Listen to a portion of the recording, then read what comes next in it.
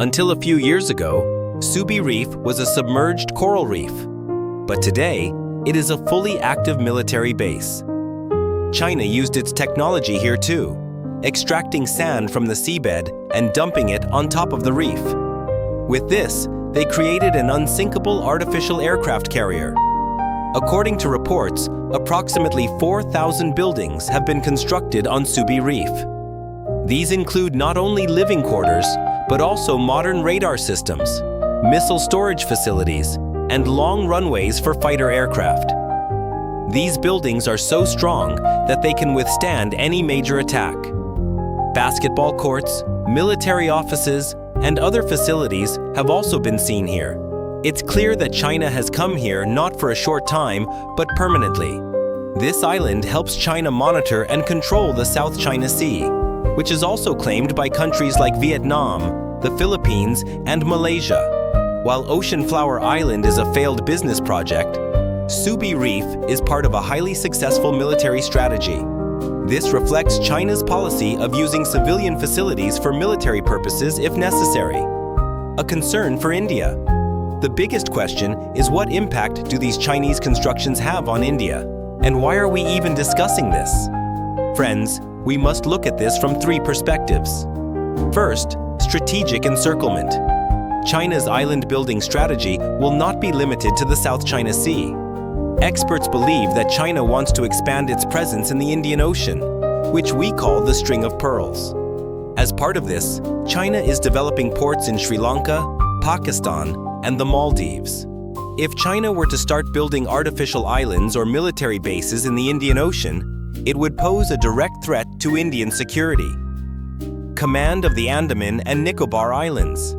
India also has a major strategic location, the Andaman and Nicobar Islands. Seeing Subi Reef, India has realized that it must also modernize its islands. In the past few years, India has rapidly expanded its military infrastructure in the Andaman Islands. Airstrips are being improved there, and naval bases are being strengthened to monitor the Malacca Strait, from where most of China's trade takes place. Third, infrastructure development. China's Ocean Flower project teaches us that indiscriminate construction is not enough. India is currently placing a significant emphasis on infrastructure, such as the Lakshadweep Development Plan. We must ensure that whatever we build lasts and doesn't become a ghost city. India's approach has always been to balance nature and development, which is a better approach. For India, music, these artificial islands of China are a warning bell. They show that future battles will be fought not just on the border, but also on these concrete islands built in the middle of the sea. Therefore, strengthening the Indian Navy has become more important than ever. Let's return to China. What is the purpose of squandering so much money? Projects like Ocean Flower Island may appear abandoned now, but they were a symbol of China's power and economic ambition.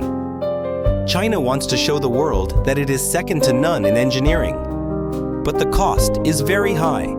From an environmental perspective, thousands of years old coral reefs were destroyed to build these islands. The ocean's ecosystem was severely affected, impacting the marine life there. Economically, when such projects fail, it puts a strain on the country's economy. The Evergrande crisis is a prime example of this. People's money is stuck in dead projects. Elderly people who invested their entire lives in the lure of affordable housing here feel cheated today. Meanwhile, money spent on military projects like Subi Reef is considered a strategic investment. China believes that by controlling the South China Sea, it can control the trillion-dollar trade route, which, on the one hand, is draining Ocean Flower's money, while on the other, it is gaining power over Subi Reef. Finally, what do you think? Will we see more such cities being built in the sea in the future? Or will these projects succumb to nature? And should India also aggressively build on its islands? Why is China building a city in the middle of the ocean? Imagine you're in the middle of the ocean. There's nothing but water all around. But suddenly, above the waves, you see not just a piece of land, but an entire concrete city. A city with skyscrapers, glittering streets, parks, and luxurious hotels. It looks like a futuristic world. But this dream is actually being lived out by a country called China. Today, we'll talk about China's mega projects that have challenged nature, music, and changed the very map of the ocean. We'll talk about Ocean Flower Island, considered the world's largest artificial island. But today, it's on the verge of becoming a deserted city. And not only that, we'll take you to the disputed areas of South China, where China has built not vacation homes, but army forts like Subi Reef, where ordinary people are forbidden to enter, and fighter jets and missiles are stationed in every corner. Why is China building this new piece of land in the ocean? Why do these buildings lie empty after spending billions of dollars? And most importantly, what impact will this have on India? In today's video, we will unveil these deep secrets. So stay with us until the end. First, Ocean Flower Island. Friends, let's first go to Henan City, China. Ocean Flower Island, known as Handuo in Chinese, is located here. If you look at it from above, it looks like 3 huge flowers blooming above the water.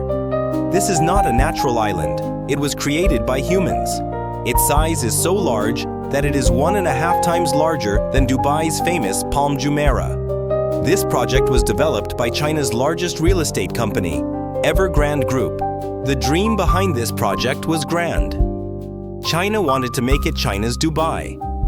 According to the plan, 28 museums, 58 hotels, the world's largest meeting center, and thousands of luxurious apartments were built here.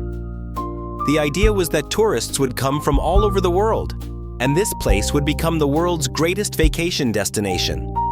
The scale of construction was so massive that land was created by dumping soil and sand from the sea. While environmental damage was caused in the process, from an engineering perspective, it was nothing short of a miracle. But not everything that glitters is gold. Behind this beautiful dream lay a dark reality. Today, if you visit Ocean Flower Island, you'll see buildings and roads, but what's missing are people. The island today resembles a vast ghost city. There are 2 major reasons for this. The first reason is the Evergrande crisis. The company that built it is now burdened with debt. Due to billions of dollars in debt, construction work was halted midway. Many buildings remain unfinished, their structures hanging in the air. The second reason is the lack of demand for housing. In China, buying real estate is considered an investment. People buy not for living, but for future profits. Thousands of apartments were built here, promoted as affordable housing for the elderly and travelers. Prices were low, the location was good, but demand did not reach the level expected. The view is such that the fairways are nothing but concrete structures. At night, when the lights are off, the entire area resembles a haunted city. The parks and malls built for tourism are now deserted. This shows that when such massive construction is undertaken without proper planning and demand, it results in such a huge waste of resources. But the story of China's artificial islands is not limited to just failed housing projects. The issue we are now facing is serious and involves the security of the entire world. Number 2. Subi Reef. Let's move a little away from Ocean Flower Island and head towards the South China Sea. It is in the South China Sea. The islands China has built here are not for tourists, but to demonstrate its power. The most striking example of this is Subi Reef.